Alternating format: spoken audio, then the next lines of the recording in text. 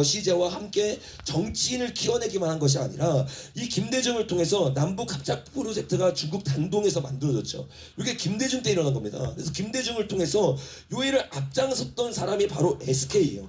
그래서 SK 로고도 여러분 뭐예요? 나비가 절대로 우연이 아니에요. 영혼이라는 게 우연이 아닙니다. 그리고 요 사람과 예전에 나왔던 다산 남민우, 다산 적양용이 여러분 최초에 뭐였어요? 예수의 신자지, 예수의 신자. 그 다산이라는 내용도 괜히 쓴 게 아니고 문재인도 다산이라는 이 단어를 사용하잖아요. 그러니까 이 다산 남민호와 여기 나오는 SK 밑에 있는 구회우 고한석 요 사람들을 통해서 만들어진 게 중앙관리 서버고 요거를 해킹해서 지금 계속해서 부정선거를 일으키고 있는 겁니다. 그래서 소수점 한 자리까지 맞힐 수 있었던 이유가 요거를 장악하고 있기 때문에 정확하게 알 수 있는 거예요. 근데 예전에 나눈 것처럼 SK에서 기획했던 구회우와 고한석 요 사람들 어떤 사람이었어요, 여러분? 어떤 사람이었어요? 한기환도 잘 말하는 것처럼 고한석은 남로단 이후 최대 간첩 사건 가운데 잡혔던 멤버예요.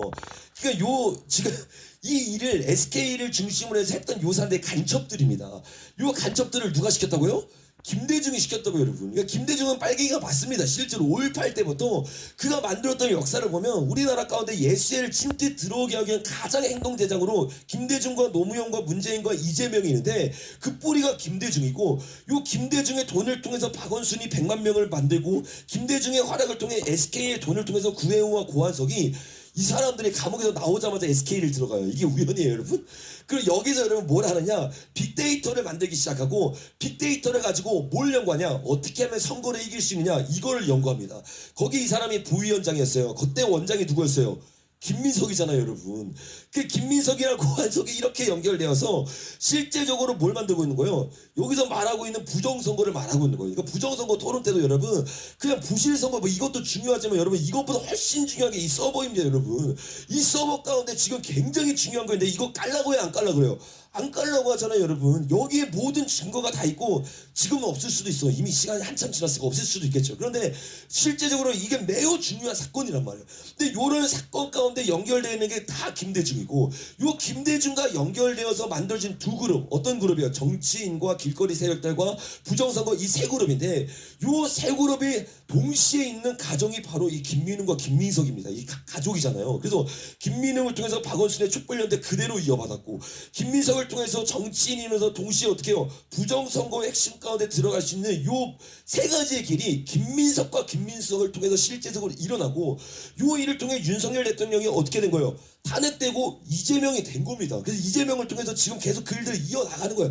원래 여러분 윤석열 대통령도 이들과 함께 했습니다. 한때는. 근데 여러분 그것을 깨닫고 나서 어떻게 해요? 나왔죠. 그리고 어떻게 해요?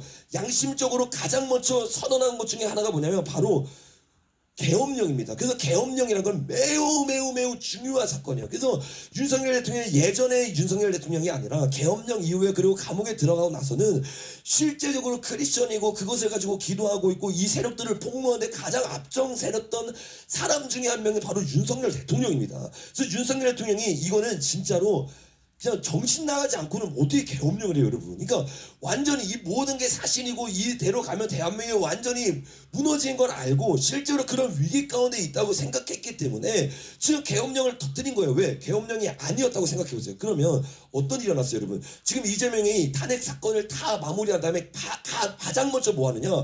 이 블랙록 세력들부터 시작해서 모든 세력들과 MOU 맺어서 우리나라 들어오려고 했잖아요.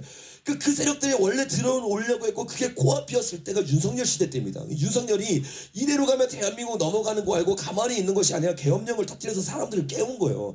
여러분 이 하나의 미라에 떨어져서 많은 영혼들이 살아나야 될 줄로 믿습니다.